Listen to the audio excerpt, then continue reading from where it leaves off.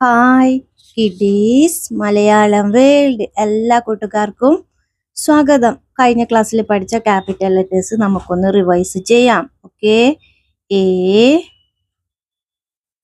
B C D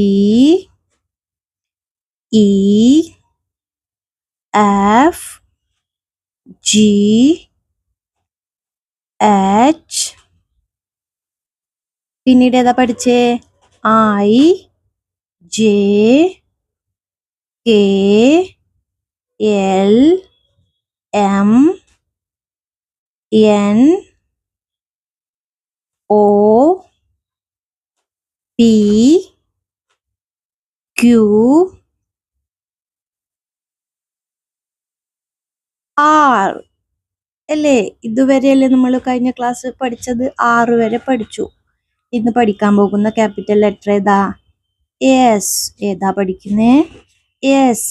നമുക്ക് നോക്കാം. ആറിന് ശേഷമുള്ള ക്യാപിറ്റൽ ലെറ്റർ എസ്.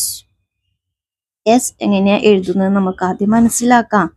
ദാ മുകളിൽ നിന്ന് തുടങ്ങി നമ്മൾ കർവ് വരച്ചില്ലേ, അതുപോലെ ചെയ്യാം. നോക്കട്ടെ, ഇങ്ങനെ കർവ് വരച്ച് വീണ്ടും അത് താഴത്തോട്ട് വളച്ചു കൊണ്ടുവരണം. മുകളിൽ നിന്ന് വരച്ച്, കാണുന്നുണ്ടോ കർവ് വരക്കുന്നത്?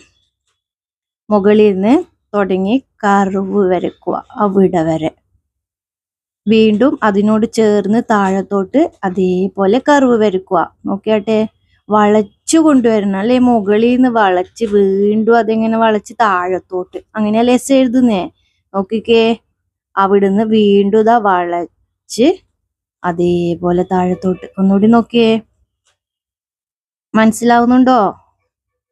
മുകളിൽ നിന്ന് എഴുതുന്നത് കർവ് ചുറ്റി വരച്ച് വീണ്ടും നോക്കിയേ, അവിടുന്ന് എങ്ങനെ എടുക്കുന്നേ? അതിന്റെ തിരിച്ചല്ലേ കർവ് വരക്കുന്നേ? യെസ്. ഒന്നുകൂടി നോക്കിയേ, എസ് എഴുതുന്നേ. മുകളിൽ നിന്ന് വളച്ചെടുത്ത് വീണ്ടും വളച്ച് താഴത്തോട്ട്. നോക്കിയേ, ചുറ്റിയെടുത്ത് വീണ്ടും ചുറ്റി താഴത്തോട്ട്. നോക്കിയേ, എസ് എഴുതുന്നേ. മനസ്സിലാവുന്നുണ്ടോ എസ് എഴുതുന്നേ? എങ്ങനെയാ? മുകളിൽ നിന്ന് തുടങ്ങി വളച്ചെടുത്ത് വീണ്ടും വളഞ്ഞ് താഴത്തോട്ട് പോന്ന്. യെസ്. ഏതാ പഠിക്കുന്നേ? Capital letter yes. ഒന്നുകൂടി നോക്കിയേ, മുകളിൽ നിന്ന് വളച്ച് വീണ്ടും അത് താഴത്തോട്ട് അതേപോലെ ചുറ്റി വരക്കാം. മുകളിൽ നിന്ന് ചുറ്റിയെടുത്ത് വീണ്ടും അത് താഴത്തോട്ട് അതുപോലെ ചുറ്റി എഴുതുക. എങ്ങനെയാ വായിക്കുക? യെസ്.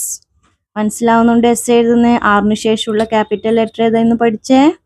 യെസ്. മനസ്സിലായോ എഴുതാൻ? വീഡിയോ ഇഷ്ടമായ ലൈക്ക് ചെയ്യുക, ഷെയർ ചെയ്യുക, അതുപോലെ ചാനൽ ഇഷ്ടമായ സബ്സ്ക്രൈബ് ചെയ്യുക. Thank you.